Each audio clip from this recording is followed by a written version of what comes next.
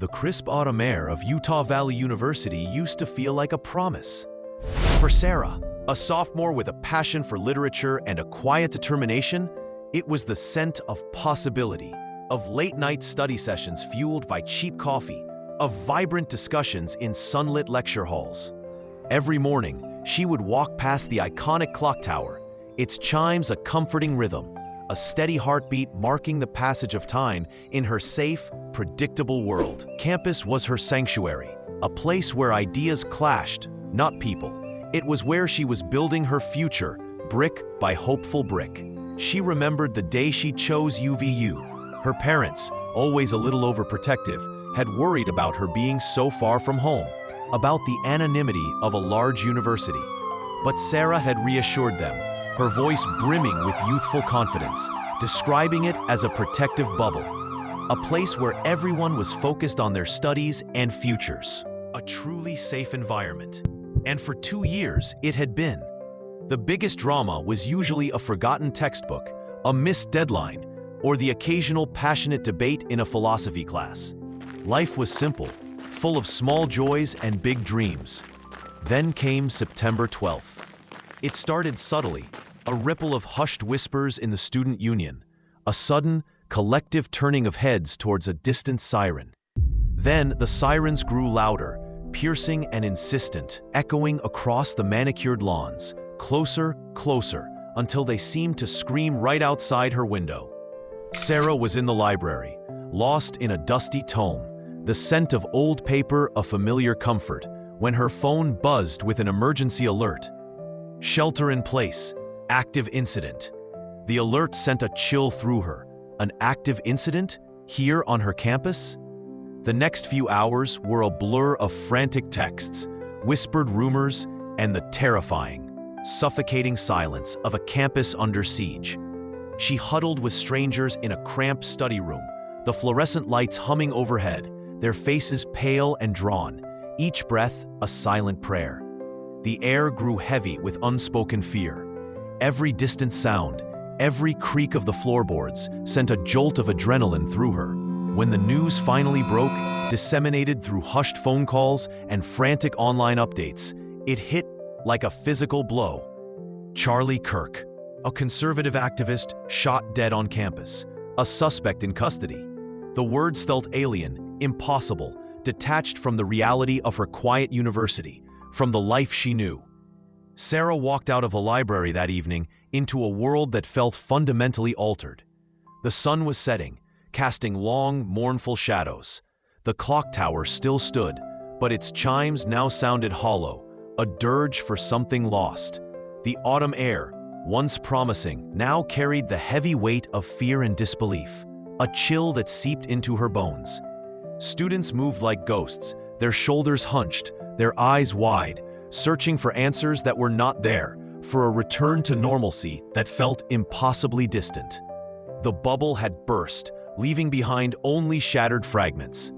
The days that followed were a strange, disorienting mix of grief, anger, and a profound sense of violation.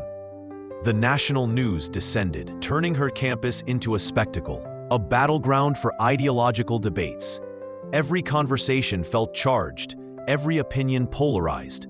Friends who once debated philosophy with good-natured banter now argued about politics, about blame, about who was truly safe, their voices sharp with accusation. Sarah found herself withdrawing, the easy camaraderie of campus life replaced by a gnawing sense of unease. She saw the raw fear in her roommate's eyes, the way her usually boisterous friends spoke in hushed tones, their laughter replaced by nervous coughs. It was not just about Charlie Kirk. It was about the shattered illusion of safety, the chilling realization that violence, that hatred, could touch them, could touch her. One evening, a week after the shooting, Sarah found herself staring at a flyer for a campus vigil. Healing and hope, it read. Simple white letters on a stark black background. Her first instinct was to ignore it. What good would a vigil do? It would not bring anyone back, would not erase the fear, would not mend the deep cracks appearing in their community. But something pulled at her, a deep, aching need to understand, to connect, to find a way through the suffocating grief that had settled over her like a shroud. She went. The quad, usually bustling with life, was now a silent sea of flickering candles. Faces, some familiar, many not, were illuminated by the soft, dancing glow, each one etched with a unique blend of sorrow and resilience. The air was thick with unspoken grief, but also with a fragile, almost desperate sense of unity. Speakers took the makeshift stage. The university president, his voice hoarse with emotion. A student body representative, her hands trembling as she clutched the microphone. A local pastor, offering words of comfort. Each voice trembled, acknowledging the pain, the confusion, the deep ideological fissures that had been exposed, yet also pleading for understanding. Then a young woman, no older than Sarah, stepped forward. Her voice was quiet but firm, resonating with an unexpected strength. "We can choose to let this divide us," she said, her gaze sweeping across the crowd, meeting individual eyes. "Or we can choose to remember what we are here for.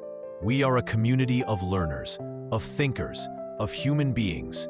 We owe it to ourselves and to Charlie to find a way to talk, to listen, even when it is hard, especially when it is hard."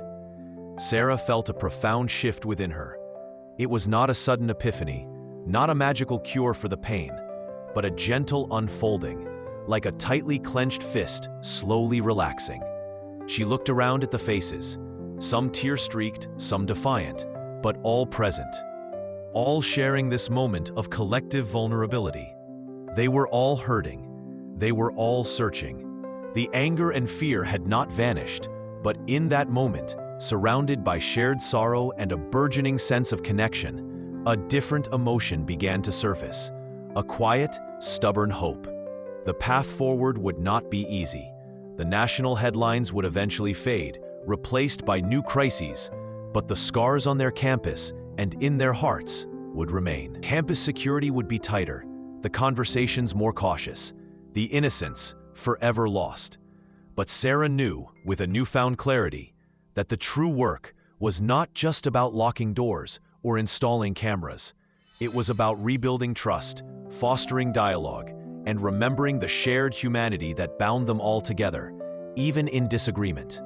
She saw a group of students forming a circle, their hands clasped, their heads bowed in silent prayer or reflection. She took a deep breath, and for the first time in days, she felt a flicker of the old promise in the autumn air. It was no longer about a naive bubble, but about building something stronger, more resilient, together, brick by painful, hopeful brick.